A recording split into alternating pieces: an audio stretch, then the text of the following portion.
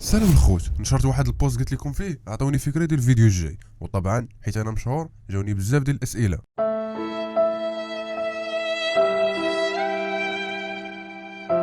يضحك. المهم ما بغيتش نخسر تعليق واحد من هاد التعليقات، داكشي علاش قررت نجاوب على كل شيء. اول سؤال ولا تعليق طرحتوه عليا هو كاع موطور كبار بلا بيرمي. الخوت ديما كنقولها ما كاينش موطور كبير بلا بيرمي. باش تفهموا هاد البلان، في المغرب كنعرفوا موتور كبير بالماكينه ماشي الساشي، يعني ماشي الشكل كيشبه الموتور كبار صافي راه موتور كبير، لا.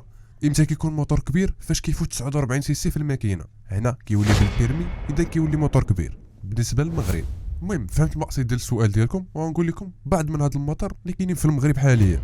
كاين سيماتي مونستر، سيماتي ام تي 05، الموتور سي ار 50، بيكان ار في اكس، اطلس بانتر ار 10، اطلس بانتر ار 15، بيجو ام تي 050، الاف في غوستا 50، ناش اف تي 50. هادو كاملين مبنيين على حاجه وحده، الرويض غلاط، الشكل بحاله بحال موتور كبير شويه، والماكينه ديال 49. جاوبنا على السؤال الاول، ندوزو للسؤال الثاني، كيفاش ترجع موتور 50 سي سي هربان؟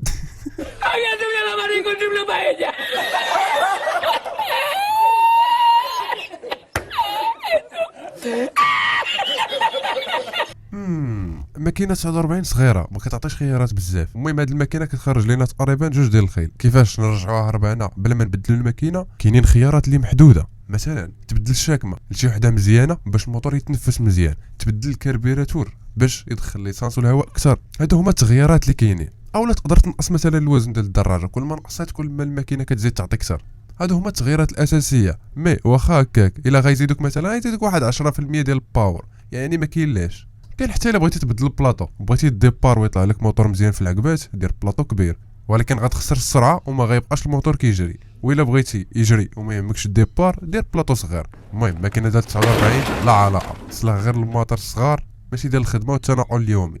جاوبنا على السؤال الثاني، ندوزو للسؤال اللي من وراه، كيفاش تشري موتور جديد ولا مستعمل؟ نبداو بالجديد. الا كنتي غتشري موتور صغير من لا ميزون، شوف غير الثمن والموديل. مثلا تقدر تشري موديل قديم ديال الصانيه وبالثمن ديال اخر موديل. وحاجه اخرى، غير الا بغيتي تشري، نصيحه سير لا ميزون. شحال من واحد كيبغي يشري جديد من مدينه اخرى، اولا في الاغلب كيبغي يدير كريدي، فكيقولوا ليه صيفط لنا التطبيع هو الاول. وشحال من واحد تنصب عليه في هذا البلان. الا كنتي كاع باغي دير كريدي، سير لا ميزون وصافي، هادشي اللي كاين.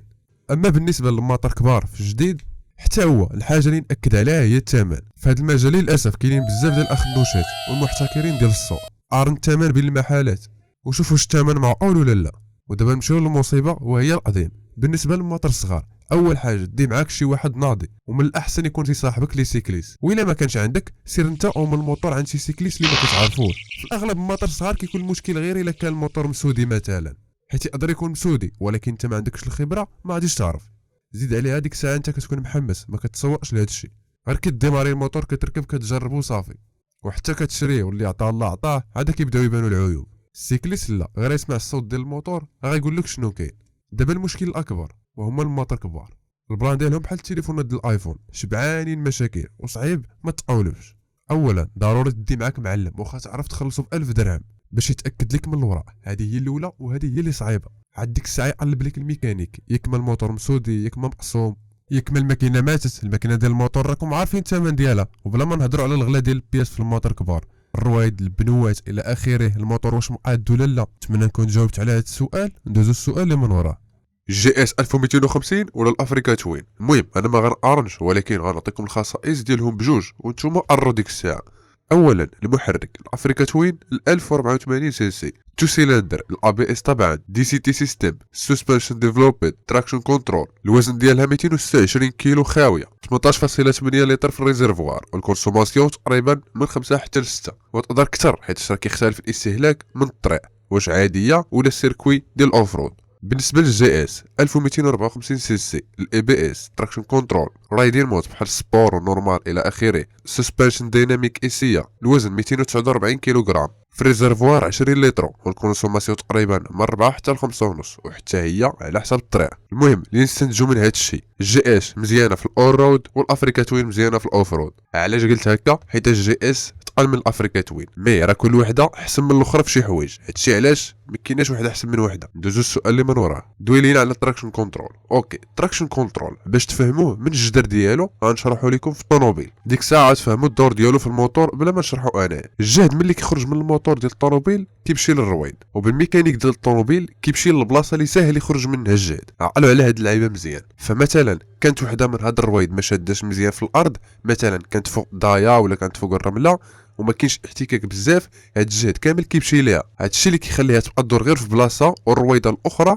واقفه. تراكشن كنترول هنا كيجي الدور ديالو، ملي كيشوف الجهد كيخرج غير من بلاصه وحده. الطريقه اللي اخترعوه ذكيه كيديرها التراكشن كنترول ببساطه، هي هذيك الرويده اللي كيخرج منها الجهد بزاف كيحاول يفرانيها. فاش كيفرانيها الجهد ضروري كيمشي باش يخرج من الرويده الاخرى. هنا الجهد ديال الموتور كيخرج بالتساوي في الرويد كاملين.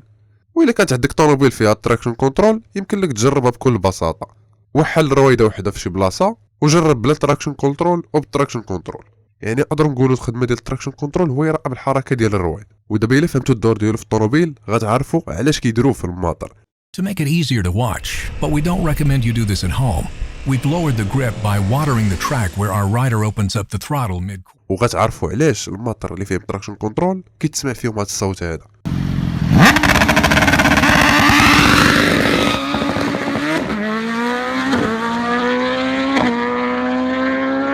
وهذا طبعا عمرك ما تلقى شي واحد كيدير هاد اللعيبه هادو والتراكشن كنترول خدام.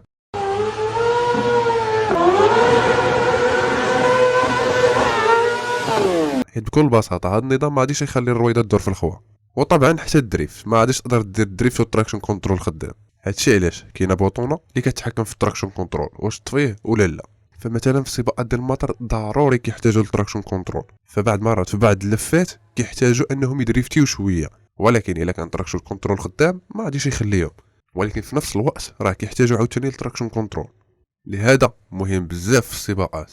نتمنىو تكونوا فهمتوا. ندوزو السؤال اللي من وراه، واش ينفع تبدا ب 600 سي سي؟ الخوت من جهتي انايا نديرو مبدا الوقايه خير من العلاج. نبداو ب 150 200 300 كاع 400 الفوق راك دخلتي في الخطر.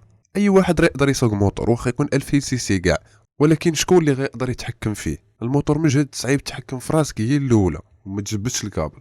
راه تشوف داسيه دوبلات كتبغي ترد ليه الصرف، غادي غير تحك مع الكسيراتون غادي تصدق في 200 في الكونتور. داكشي علاش من الاحسن دير بالوقايه خير من العلاج. بدا بشي حاجه اللي غادي تحكم بها. دوز السؤال اللي من وراه، جوك ار. الصراحه ما كنتش كنعرف هذا الموتور، يلا قلبت عليه ولقيت هو بخلاصه هو السوبر ديال السكوتر. موتور ساهل تعدل عليه، خفيف صبار وحتى جري في الطريق من الشركه المعروفه ياماها. هضر على دوك خوتنا اللي كيردوا سي 50 بحال بيكالا وهي اصلا بحال بيكالا. لا يخليهم هادوك، خليهم حتى الفيديو اخر بوحدهم. تهلاو. So please subscribe, whatever.